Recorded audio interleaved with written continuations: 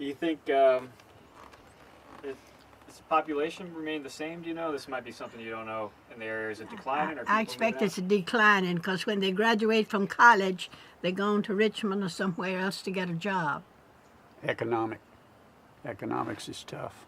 We have some farmers left here, but there's no small farmers as we could terminalize people as being small. Our farmers are, wouldn't you say, large farmers now? Oh, yeah. Most of them have at Very least large 100 farmers. acres of tobacco, and some 300 or 400 acres, and it's a good life, but it's hard on them because machinery has gotten sky high. It's nothing to pay $250,000 for a tractor now, so it's one bad year and you're gone. This is a question we're asking everyone across the state. What are your hopes? That things will get a lot better economically and all the way around in the attitude that the people have so that our children, grandchildren, and great-grandchildren won't fall into a greater depression than we ever knew. Wayne? I know about the depression because I was born in 27. Times were tight. My daddy owed $1,100 to a man on a note, and it was 360 acres in the farm in this antebellum home, and the man that he owed the money to stepped up and wanted the money right then. Well, Daddy didn't have it, but my two older brothers had finished school and college, and they were down around Newport News and the shipyard and all that. And they said, "Mama, don't worry. We will pay that $1,100. Well, the man was very outdone that Mama came up with $1,100. And then another man came when my daddy died at 59, and there were 5 children still left at home. And he said, "There's nothing for you to do but sell me this place and you move your children to town." Mama saying, "Put them on the street in welfare?" Oh, it insulted her so she didn't know what to do. I remember that day I was sitting in there. It just made Mama so mad. She says, "We will manage." And we did. Do you know people that, before we continue to answer the question, you know people that didn't manage during the Great Depression from this area? Something, they just couldn't make it, something happened, or they had to move on? Lots of them, because I would ride with my daddy to town on the wagon when they had foreclosures, and it was always at 12 o'clock on Saturday in front of the courthouse. And that was the saddest thing. Yes. What happened to those families, you know?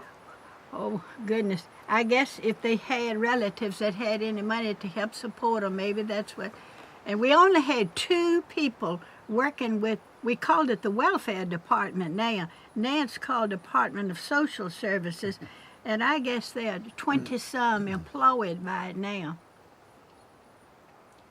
I think poor economics in this part of the county, and especially in the Dolphin area, is kind of, in a sense, brought people closer together.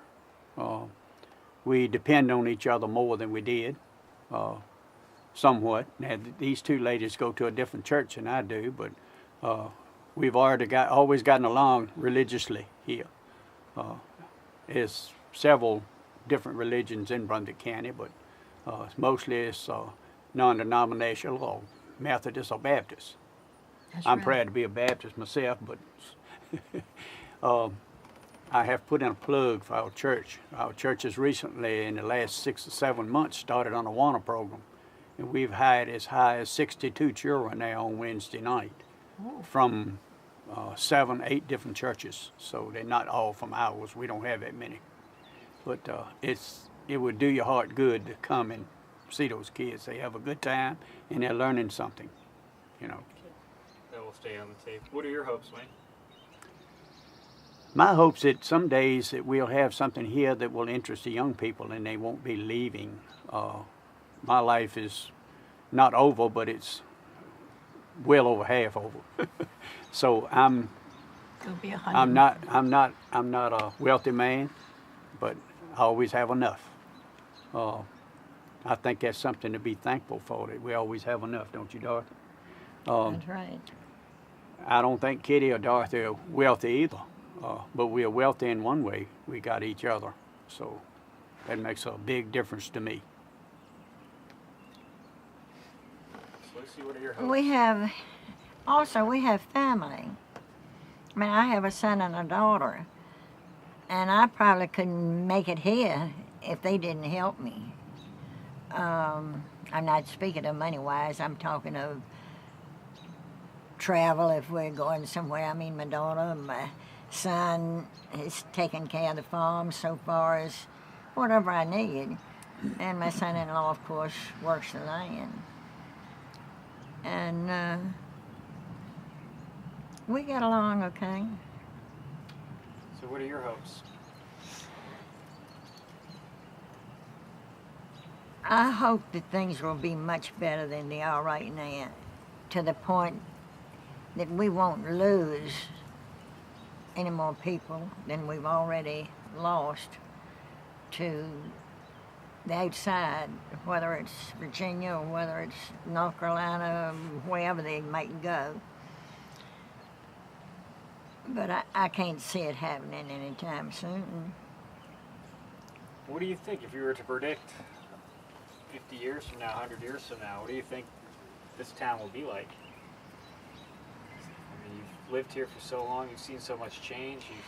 I'm not expecting my grandchildren, great-grandchildren, to be here at that time. I'm kind of think maybe they'll move on. Would you want them to? 100 years from now, I won't know the difference. A wise statement, Dorothy.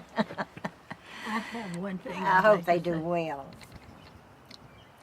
I think that really the downfall of a whole lot, not only in Dolphin and Virginia or whatever, but is the fact that we have taken God out of everything. Amen. And until we put God back in it, I think we can be punished. God said sin must be punished. And I think that's why we are seeing all of these disastrous things in our country happening.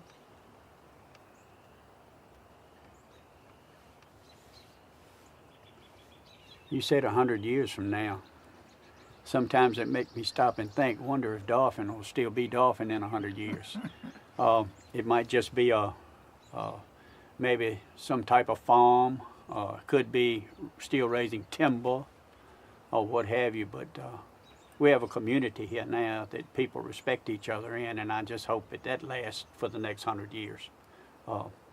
Most of us won't be here 25 more, right, Kitty? But anyway. I'm the oldest one of you. I have a son and a daughter, and both of them left. One went to college and got married and stayed in Carolina. God help her. My son got married and moved to Blackstone. He works for the railroad. He got a pretty good job. He's a jack driver, engineer. And he called me today and told me, he said, Dad, you need to go fishing. He said, fish are going to bite today. It's cloudy. And Carolyn broke it up. Yeah. That's great. Well, thank you so much. Is there anything you want to add for the history of the place, the town? It's a good place to live for us. I mean, now. It was when we were younger, too, because we had less things to occupy our time, and we had more time for each other, for family and for friends. And I can remember my mother and father both saying that a high time on Saturday night was going to a neighbor's and playing rook. That's right. Now we have to go travel 50 miles to go to a nice restaurant and a movie or a play. And I think the old times were great too. All right, thank you so much. I'm going to get some still photographs real quickly. I'm going to keep the boom pole up there for a second.